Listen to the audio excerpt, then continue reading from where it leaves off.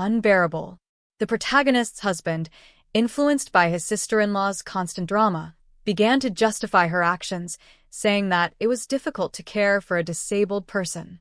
It was then that the protagonist decided to investigate why the infection had progressed so far. Going through her brother's phone while he slept, she found horrifying messages. His sister-in-law wasn't just failing to treat him, she was sending him pictures of herself with other men, telling him that now that he was a burden, she would find someone whole. She even found suggestive messages sent to her own husband, to which he, sadly, hadn't always responded with no.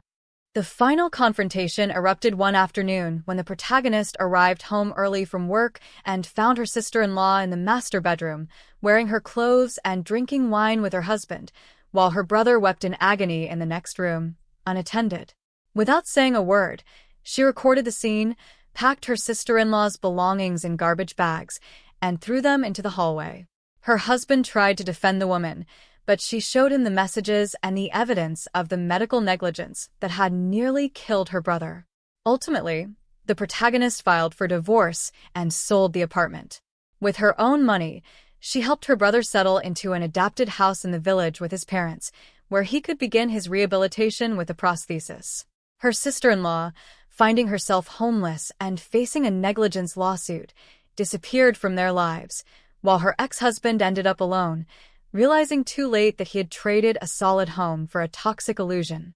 She learned that charity has its limits and that, sometimes, opening your door to the wrong people is the first step toward losing everything.